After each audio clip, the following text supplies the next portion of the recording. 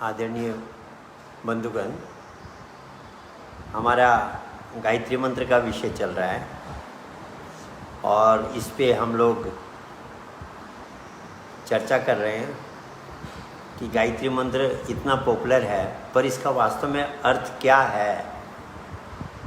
अगर आप नेट पे देखेंगे तो इतने अलग अलग अर्थ लगा रखे हैं कि आदमी कंफ्यूज हो जाता है कि वास्तव में गायत्री मंत्र का अर्थ क्या है। और लोगों ने अपने प्लानिंग के हिसाब से अर्थ बना दिए, पर जो एक्चुअल अर्थ है सज्जनों, उसमें जो मेन बात है वो हमको समझनी है। कल हमने स्टार्टिंग किया था ओम से कि ओम जो है वह परमात्मा का वाचक नाम है। जैसे अगर हम उसके नाम को व्यक्त नहीं कर सकते तो हमको कोई ना कोई नाम रखना पड़ेगा, तो वो अव्यक्त अक्षर को व्यक्त न करने के कारण उनका एक वाचक नाम रखा गया ओम। ये अपरा विद्या का नाम हो गया और जो असली नाम है वह परा विद्या का नाम है। वो मेटाफिजिकल नेम है और ये ओम फिजिकल नेम है। वो मेटाफिजिकल नेम को रिप्रेजेंट करने के लिए हमने फिजिकल नेम ओम रखा। और ये सबसे बेस्ट नाम इसलिए है कि हमारी तीनों वाणियों को रिप्रेजेंट करता है, बेखरी, मध्यमा और पशंती। कल हमने हार्ट की भी बात की कि हृदय है, एक भौतिक हृदय है, फिजिकल हार्ट है, पर जो आध्यात्मिक हृदय है वो ये नहीं है, वह पीनियल ग्लैंड है, जो जहाँ उस शक्ति का वास्तव में वास है। बाइबल में कहा भी है कि Jacob reached a place called Peniel after great fight. Jacob reached a place called Peniel and there he saw God face to face. कि काफ़ी संघर्ष के बाद, काफ़ी मेहनत के बाद जेकब पीनियल नाम के स्थान में पहुंचा और वहाँ पर उसे परमात्मा की प्राप्ति हुई, दर्शन हुआ। वैसे भी सज्जनों, पीनियल शब्द का अगर आप अर्थ में जाएंगे तो इसका अर्थ है face of God. Face of God, ईश्वर का चेहरा। तो मतलब स्थान, ईश्वर का वास स्थान। तो एक्चुअल जो हार्ट हमारे शास्त्रों में कहा हुआ पीनियल ग्लैंड है, इससे ऊपर है, नीचे वाले जो है माया का जगह है। तो ओम के बारे में तो हमने कल सुन लिया। अब उसके आगे है भू भुव स्व। इसके कई अर्थ लोगों ने लगा रखे हैं। कुछ उन्होंने अर्थ लगा रखा है कि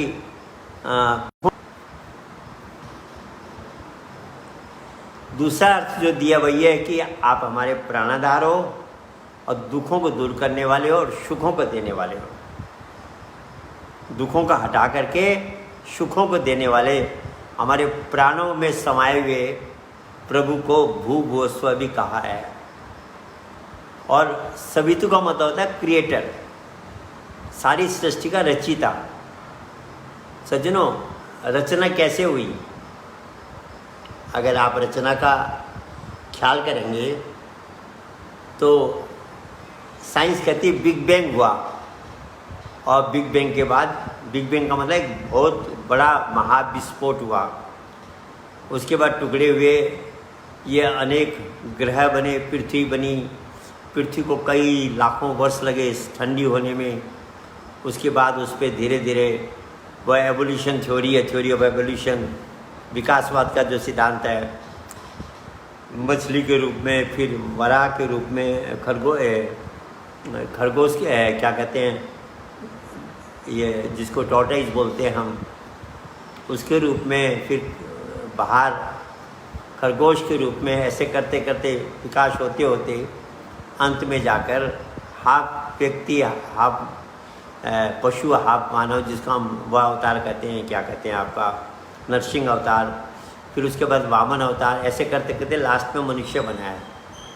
तो जो हमारा अवतारवाद का सिद्धांत कहता है वही करीब करीब विकासवाद का सिद्धांत कहता है। दोनों में काफ़ी समानता है कि पहले पानी में विचरण करने वाला बना, फिर ऐसा बना कि जो पानी में भी विचरण करे, बाहर भी विचरण करे, कछुए की तरह। फिर ऐसा बना जो बाहर पूरी दौड़ लगा सके। उसके बाद इस तरह से विकास होते होते अंत में मनुष्य बना है। मनुष्य सर्वश्रेष्ठ कृति है। पहले के अगर पशुओं में आप देखेंगे तो दिमाग बहुत बड़ा बनता था, ब्रेन की साइज। उसके बाद भगवान के यहाँ भी विकास हुआ और ब्रेन की साइज छोटी कर दी, पावर बढ़ा दिया। हमने पहले इतने बड़े बड़े मोबाइल बनाए थे, अब छोटे होते जा रहे हैं और हम नैनो टेक्नोलॉजी में चले गए। तो भगवान के यहाँ भी पहले बड़ी टेक्नोलॉजी थी, पीछे नैनो टेक्नोलॉजी आई। तो वह जो क्रिएटर है उसने रचना शुरू की। कहते हैं कामिल काम कमाल किया तेने ख्याल से खेल बनाए दिया, कि कल्पना की मैंने एक से अनेक होना है और एक गेम खेलना है, और कल्पना से ही तुमने संसार की रचना शुरू कर दी। कैसे किया? तो कहते हैं सबसे पहला जो प्रकट हुआ उस क्रिएटर के, उस परम ब्रह्म से, वो हुआ अक्षर ब्रह्म, जिसको हम साइंस की भाषा में कहते हैं प्राइमोर्डियल वाइब्रेशन। उसको सिंपल भाषा में हम कहते हैं भगवान का असली नाम, मेटाफिजिकल नेम, जिसको हमने जपना है। तो कहते हैं प्राइमोर्डियल वाइब्रेशन प्रकट हुआ। रचना करने के लिए उसको अपनी फ्रीक्वेंसी चेंज करनी थी। उसने फिर म्यूजिक का फॉर्म लिया, फिर फ्रीक्वेंसी चेंज की, उसने प्रकाश का रूप लिया, और फिर अपनी फ्रीक्वेंसी को और घटाया तो अमृत का रूप लिया। 4 रूपों में परिवर्तन किया उसने अपने को। इसलिए 4 वेदों की रचना हुई। ऋग्वेद अक्षर ब्रह्म की बात करता है, सामवेद म्यूजिक की बात करता है, आपका अथर्ववेद लिक्विड की बात करता है, और यजुर्वेद ज्योति की बात करता है, लाइट की बात करता है। इसलिए एक ही शक्ति ने अपने को 4 तरह से बांटा, 4 तरह से प्रकट किया, और इसी को हम चतुर्मुखी ब्रह्मा कहते हैं और चतुर्भुजी विष्णु कहते हैं। भगवान विष्णु के हाथ में भी 4 जो चीज़ें हैं वो इन्हीं को रिप्रेजेंट कर रही है। गदा उस अक्षर ब्रह्म को रिप्रेजेंट कर रही है, चक्र प्रकाश को रिप्रेजेंट कर रहा है, शंख म्यूजिक को रिप्रेजेंट कर रहा है, और कमल का फूल अमृत को रिप्रेजेंट कर रहा है। यही चीज़ हम मंदिर में भी 4 करते हैं, नाम का सुमिरन करते हैं, घंटी बजाते हैं, दिया जलाते हैं और पंचामृत लेते हैं। सज्जनों, सारा गेम एक ही है। समझने के बाद तो हंसी आती है, मज़ा आता है कि अरे हम तो कंफ्यूज थे, ये तो क्लियर है। तो वो जो शक्ति है, इस तरह से उसने अपने को 4 तरह से मैनिफेस्ट किया, और इसी को भागवत का चतुश्लोकी ज्ञान कहा गया। यही बुद्धिस्ट में इसको 4 नोबल ट्रूथ्स कहा गया, क्रिश्चियंस में 4 होली गॉस्पेल्स कहा गया। ये सारा एक ही से कनेक्टेड है, भाषा अलग अलग है, बताने का समझाने का तरीका अलग है। तो गायत्री मंत्र में कह रहे हैं प्रभु आप मेरे प्राणाधार हो। प्राणाधार का मतलब सज्जनों, प्राणों को, श्वासों को चलाने वाली शक्ति। वह ये नहीं हो सकता कि हिंदू के श्वासों को अलग चला रही होगी, मुस्लिम के श्वासों को अलग चला रही होगी, क्रिश्चियन के श्वासों को अलग चला रही होगी। अगर कोई शक्ति है श्वासों को चलाने वाली, सारा विश्व के प्राणियों को एक ही शक्ति चला रही है। तो कहा आप मेरे प्राणाधार हो, दुखों को दूर करने वाले, सुख को प्रदान करने वाले हो। सज्जनों, वो कैसे दुख दूर करता है, सुख कैसे देता है, इस बात को भी समझना पड़ेगा। ऐसे बटन दब के दुख और सुख चेंज नहीं होते हैं, उसका सिस्टम है। जब हम उस सिस्टम को फॉलो करेंगे तो हमारे दुख दूर करेगा और सुख देगा। वो सिस्टम क्या है, इसी में हम आगे बढ़ेंगे तो वह आएगा। तो कह रहे हे प्रभु आप दुखों को दूर करने वाले हो, सुख को देने वाले हो, और सवितु आप पूरी संसार की रचना करने वाले हो। कुछ लोग कहते हैं अपने आप रचना हो गई। कुछ नास्तिक लोग अभी भी, वैसे तो अब तो कम हो गए, पहले तो बहुत ज़्यादा लोग ऐसा कहते थे कि अपने आप रचना हो गई। सज्जनों, अपने आप रचना नहीं हो सकती। सिस्टमेटिक रचना कैसे हो सकती है? पूरी सिस्टम से रचना हो रही है, पूरी सिस्टम से सब कुछ चल रहा है। अगर आप अपने जीवन को भी स्टडी करेंगे, आप अपने जीवन को भी अगर स्टडी करेंगे तो आपको क्या मिलेगा कि कर्म जैसा आप करते हैं उस हिसाब से रिजल्ट्स आने शुरू हो जाते हैं। कईयों ने ऐसा अनुभव किया भी होगा आप लोगों ने कि हमारे कर्मों के हिसाब से रिजल्ट आ रहे हैं। इसका मतलब कोई मैनेज करने वाला है, और उस मैनेज करने वाले का भगवान कहो, क्रिएटर कहो, हमने गायत्री मंत्र में सविता कहा उसको, वह भाषा का फर्क है। पर ऋषि विश्वामित्र कहते हैं ओम भू भुवस्व तत्सवितुर्वरेण्यम। वो जो शक्ति है का, हे सवितु, हे महाशक्ति, हे क्रिएटर, रचिता सृष्टि के। मुझे बीच में एक वो याद आ गया, मैंने पहले भी चर्चा किया कि बाप और बेटे में एक बार बहस हो गई। बेटा कहा प्रभु इतनी बढ़िया संसार बना है, जरूर इसको कोई बनाने वाला है। बाप नास्तिक था, उसने कहा अरे ये सब अपने आप बन गया। बेटे ने पूछा, बोला जी अपने आप कैसे बन गया? बोले एनर्जी और मोशन से सारा रिएक्शन हो गया, अपने आप संसार की रचना हो गई। बोले ऐसे कैसे हो सकता? बोले हो गई ना। अब लड़का क्या बहस करे। उसने क्या किया, लड़के ने मार्केट से कलर्स लाया, ब्रश लिया, उसको पेंटिंग आती थी, वो लेफ्ट हैंडी था। उसने बहुत अच्छी पेंटिंग बनाई और एक फ्रेम में फिक्स करके पिताजी के ड्राइंग रूम में लगा दी। शाम को पिताजी आए, ड्राइंग रूम में देखा, बोला यार इतनी बढ़िया पेंटिंग किसने बनाई, कहाँ से आई है? बेटे ने कहा पिताजी पता नहीं कहाँ से आई है। बोले अपने आप कैसे हो सकती? बोला क्यों नहीं हो सकती, कहीं से हवा में उड़ते हुए रंग आए होंगे, कहीं से कागज आया होगा, कहीं से ब्रश आया होगा, एनर्जी मोशन से इसके ऊपर ये ड्राइंग बन गई। कहीं से हथौड़ी आई होगी, कांटी आई होगी, फ्रेम आई होगी और ये लग गई। अब ये बात हजम होने वाली बात नहीं थी। पिताजी गुस्सा हो गया, बोले तो मेरे साथ मजाक करता है, कभी ऐसा हो सकता है ये अपने आप, इसको जरूर कोई बनाने वाला है। बिना बनाए ये इस तरह से इतनी बढ़िया पिक्चर और ऐसे लग ही नहीं सकती। तो लड़के ने कहा पिताजी जब एक छोटी सी तस्वीर को बनाने में तो इतना एक आदमी बनाने वाला चाहिए, इतना बड़ा संसार बना है, ये बिना बनाने वाले के अपने आप कैसे बन जाएगा? साइंस फॉर्मूले जब एक एक करके पता लगा रही है। अब देखिए ना डीएनए कितना बड़ा चमत्कार है। लाखों करोड़ों अरबों व्यक्ति संसार में हैं, एक का डीएनए दूसरे से नहीं मिलता। कितनी बड़ी बात है, कितना बड़ा आश्चर्य है। तो कहा पिताजी जब ये अपने आप एक छोटे सी पिक्चर नहीं बन सकती तो इतना बड़ा संसार अपने आप कैसे बन गया?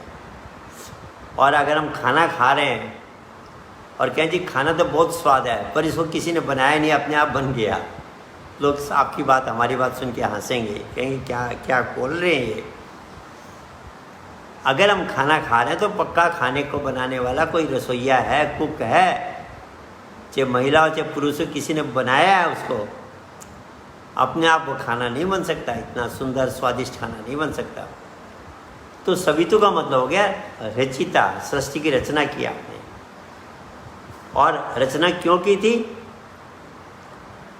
ख्याल से खेल बना दिया। कहा है खेल का मतलब होता है गेम। सज्जनों ये रचना गेम है, पर हम इस गेम को समझ नहीं पाए। आप कोई भी गेम आपने कभी नहीं जानते हो, कभी नहीं खेला हो, और कोई कह दे गेम खेलो, आप क्या कहोगे? जी मैं इसके बारे में कुछ नहीं जानता, पहले मुझे सिखा दो गेम कैसे खेलना है। सीखने के बाद आप उस गेम को खेल सकते हो। ये संसार का भी जो गेम है सज्जनों, पहले सीखना पड़ेगा इस गेम को कैसे खेलना है, कैसे जीतना है। और वह आपको स्पिरिचुअल साइंस सिखाएगी, फिजिकल साइंस नहीं सिखाएगी, भौतिक विज्ञान नहीं सिखाएगा, वह आपको अध्यात्म विज्ञान ही सिखाएगा कि इसको इस गेम में कैसे खेला जाता है गेम, और इस गेम को में कैसे विजय प्राप्त की जाती है। आप देखिए जब लोग ट्रेनिंग लेते हैं ना, लॉन टेनिस खेलने वाले, कोई भी गेम खेलने वाले, वो कोच रखते हैं। कोच किसको रखते हैं? हारे हुए व्यक्ति को जनरली कोच नहीं रखते हैं। कोच रखते हैं जो चैंपियन था, जिसने सबको जीता, उसको कोच रखते हैं। हारे हुए व्यक्ति को कोच रखें तो वह भी जीतना कैसे सिखा देगा। ऐसे ही इस गेम को जीतने के लिए भी कोच की ज़रूरत होती है, और वो कोच को सदगुरु कहा, गुरु महाराज कहा, स्पिरिचुअल मास्टर कहा, चेतन महापुरुष कहा, तत्वदर्शी महापुरुष कहा, बहुत उसके लिए नाम है। वह कौन है? जो इस गेम को जीत चुका।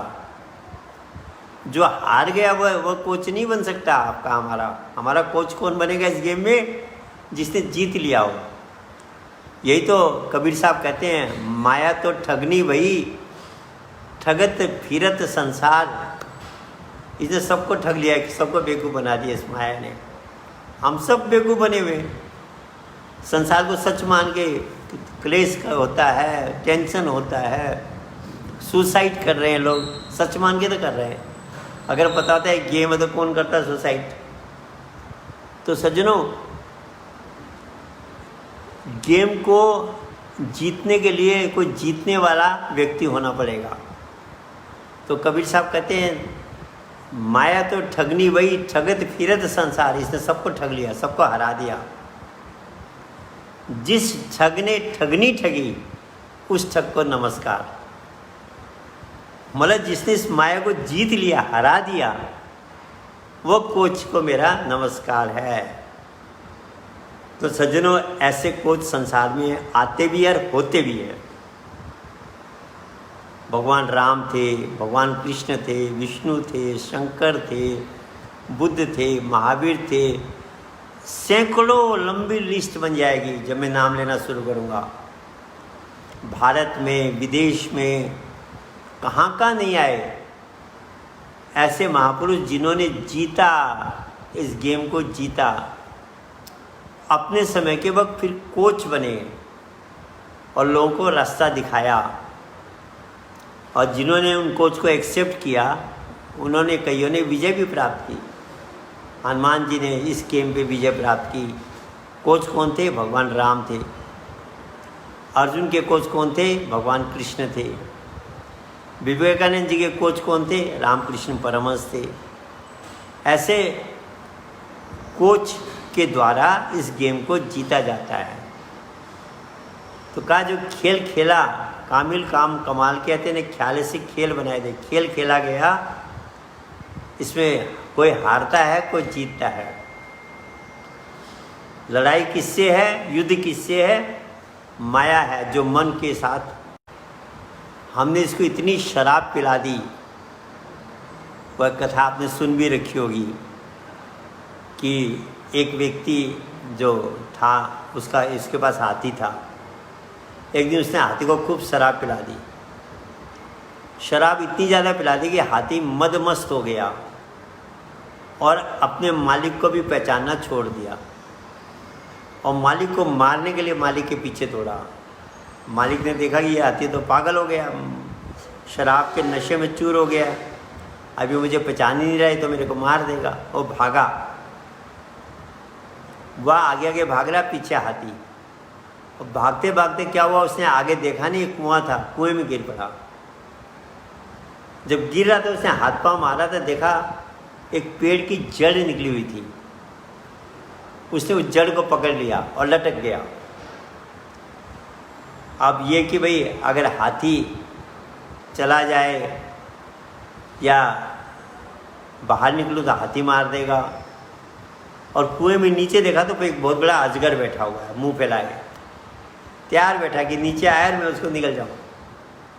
अब बेचारा भयभीत हो गया कि नीचे अजगर है, ऊपर हाथी है, दोनों तरफ खतरा है। इतने में देखा कि वो जो जड़ है उसको दो चूहे कतर रहे हैं, काट रहे हैं, कुतर कुतर कुतर कुतर काट रहे हैं। एक काला चूहा, एक सफ़ेद चूहा। अब तो फुल टेंशन में आ गया, बोला अब मैं नहीं बच सकता, एक न एक दिन ये डाली को, जड़ को काट देंगे, मैं हमसे नीचे गिरूंगा, मुझे अजगर खा जाएगा। दुखी, परेशान, चिंतित हो गया। इतने में क्या हुआ कि ठीक वहीं पर जो पेड़ था उस पर एक मधुमक्खी का छत्ता था और वह छत्ता फुल हो गया, उसमें से शहद टपक रहा था और ठीक वो कुएं में गिर रहा था। उसको शहद का वो शौकीन था, वह व्यक्ति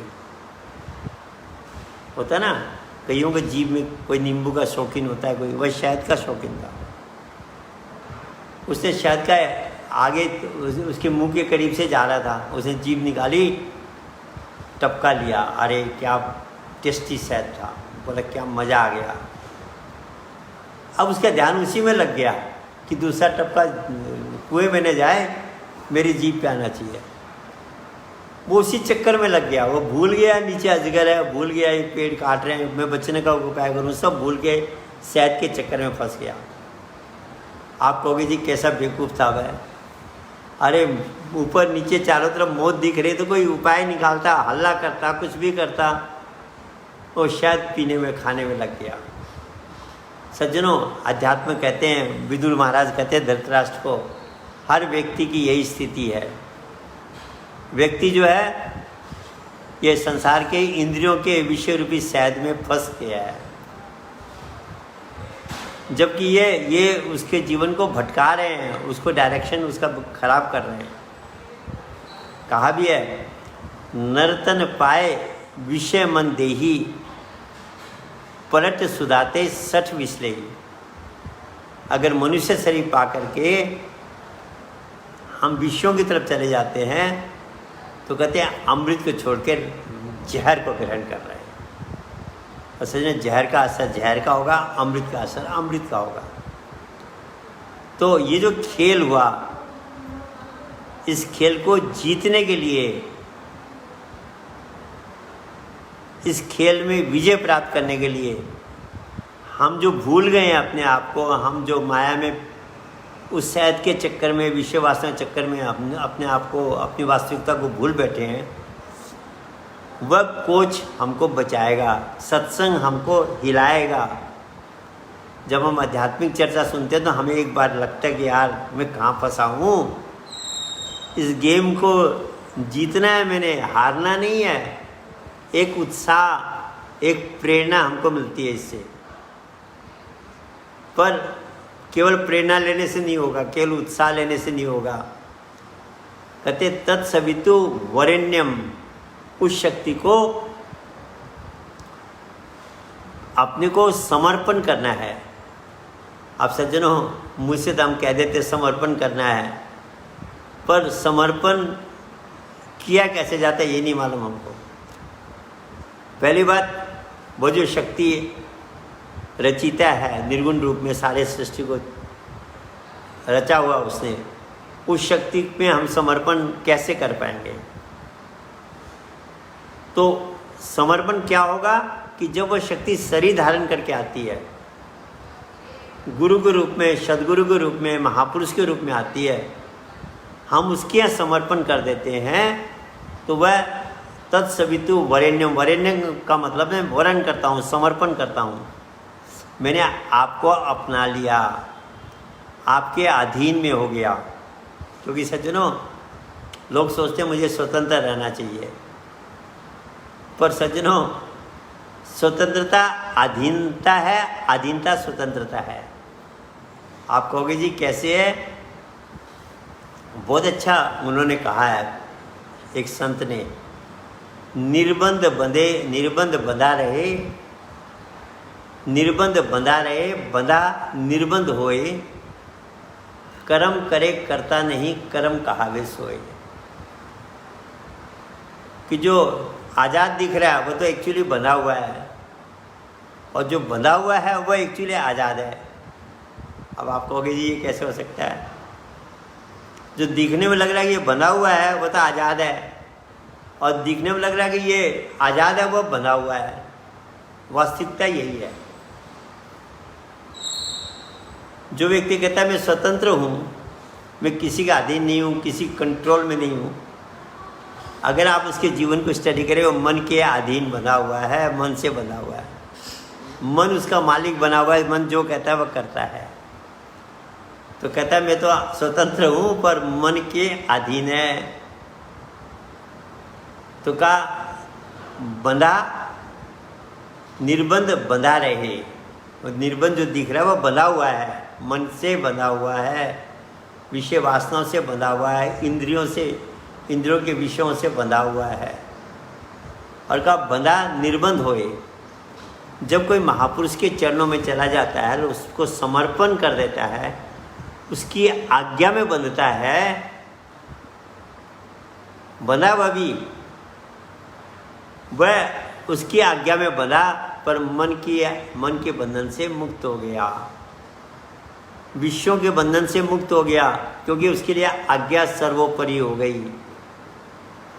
मन कह रहा है इधर जाना है, आज्ञा हो गई तुमको दाहिने जाना है, दाहिने जाएंगे। हाँ, जो आज्ञा को पालन करता है 100%। वरेण्यम का मतलब ही यही है कि टोटल सरेंडर। अगर आपका सरेंडर 99% भी है तो वह सरेंडर नहीं माना जाएगा। सरेंडर जो होता है वह 100% होता है। आप कुछ अपनी भी रखो और कुछ कहो जी मैंने सरेंडर भी कर दिया, ये नहीं होता है। हाँ, सरेंडर वहाँ करना चाहिए जहाँ आपको कंप्लीट 100% कंफर्म हो गया ये कोच असली कोच है, ये चैंपियन कोच है, इसने माया को जीत रखा है, माया के अधीन नहीं है, माया पे विजय प्राप्त किया हुआ कोच जो होता है वो समय का महापुरुष होता है, लिविंग स्पिरिचुअल मास्टर होता है। वो स्पिरिचुअल मास्टर के पास जब हम जाएंगे और उसको वरेण्यम उसके समर्पित होंगे तो वह हमको रास्ता बताएगा। क्योंकि चैंपियन के साथ जब आप प्रैक्टिस करते हैं तो चैंपियन आपको चैंपियन बना देगा। और जितने भी चैंपियन होते हैं वो किसी न किसी चैंपियन से ट्रेनिंग लेकर के चैंपियन बनते हैं। तो कहा गुरु को कीजिए दंडवत, कोटि कोटि प्रणाम, कीटे जाने भृंग को गुर्ल कर ले आप समान। भृंगी कीड़ा किसी भी कीड़े को भृंगी बना सकता है। कैसे बनाता है? कुछ नहीं है, कीड़े को पकड़ा, बेहोश किया, उसको एक छोटी सी बॉबी बनाई, उसके अंदर डाल दिया कैकुन के अंदर, और एक म्यूजिक सुनाता है, एक धुनी सुनाता है, और धुन को सुन के मोलिकुलर ट्रांसफॉर्मेशन हो जाता है उस कीड़े में, और वह भृंगी कीड़ा बन जाता है और बाहर आकर दूसरों को भृंगी बनाना शुरू कर देता है। ऐसे जो सद्गुरु होता है, जो चैंपियन होता है, वह अपने अंदर के खिलाड़ी को भी, शिष्य को भी चैंपियन बना सकता है, बशर्ते वह 100% सरेंडर करे।